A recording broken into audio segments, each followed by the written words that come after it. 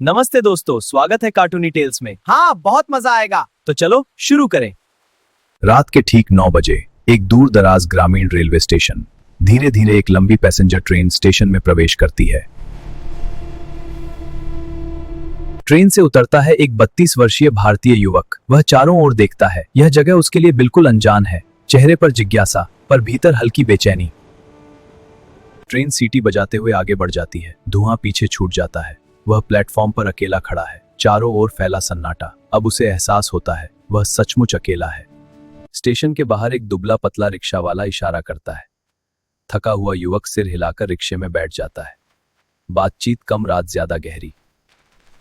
Rickshaw संकरी ग्रामीण सड़क पर आगे बढ़ता है। दोनों ओर पेड़, झींगुरों की आवाज, जुगनू चमकते हुए, पहियों के पीछे उड़ती धूल, रात जैसे कुछ छिपाए बैठी हो। सामने उभरता है एक पुराना डाक बंगला। फीकी लाल दीवारें, जंग लगा लोहे का गेट, दीवारों पर काई, बगीचा उगाया जंगली झाड़ियों से। एक वृद्ध चौकीदार आगे बढ़ता है। झुका हुआ शरीर, सफेद बनियान, हरी लुंगी, चेहरे पर थकान, पर आंखों में नम्रता। आइए बाबू, उसकी आवाज धीमी है। लकड़ी का दरवाजा चरमराता है। ऊंची छत वाला कमरा, 2 लोहे के पलंग, मच्छरदानियां, पुरानी अलमारी।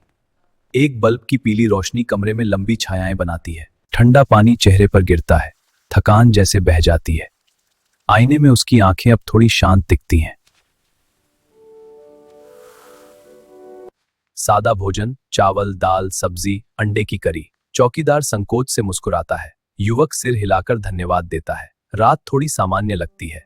वह तकिया ठीक करता है, मच्छरदानी गिराता है, एक पत्रिका किनारे रख देता है। चेहरे पर थकान, पर नींद अभी दूर है। Switch off. कमरा अंधेरे में डूब जाता है। खिड़की से आती नीली चांदनी कमरे को रहस्यमय बना देती है। अचानक उसकी आंख खुलती है। चेहरे पर पसीना, आंखें फैल जाती हैं। कुछ ठीक नहीं है। सन्नाटे के बीच एक धीमी सिसकी। वह उठकर बैठ जाता है। आवाज बाहर से आ रही है।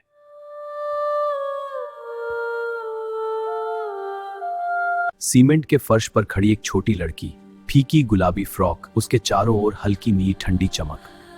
वह लगातार रो रही है। लड़की दूर अंधेरे की ओर इशारा करती है। उसकी उंगली कांप रही है। वह कुछ कहती नहीं, सिर्फ इशारा और सिसकी।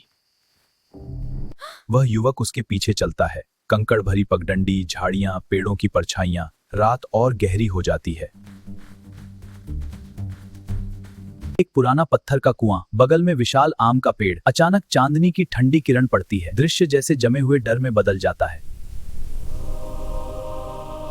पेड़ की डाल से लटका एक आदमी, गले में फंदा, शरीर हल्के हल्के झूल रहा है। नीचे लंबी परछाई। दृश्य असहनीय है। लड़की कुएं के चबूतरे पर चढ़ जाती है। अब भी रो रही है। उसकी आंखों में गहरा शोक।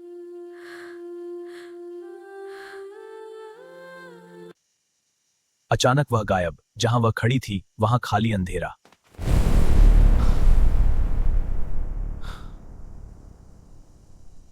युवक कुएं के किनारे झुकता है। नीचे सिर्फ काला शून्य, गहराई से जैसे कोई पुकार रहा हो। उसका चेहरा बदल जाता है। आंखें खाली।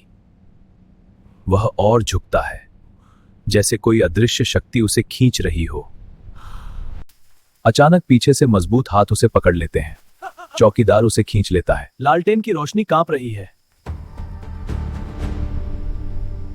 दोनों कमरे में सांसें तेज। युवक कांप रहा है। वृद्ध की आंखों में चिंता है।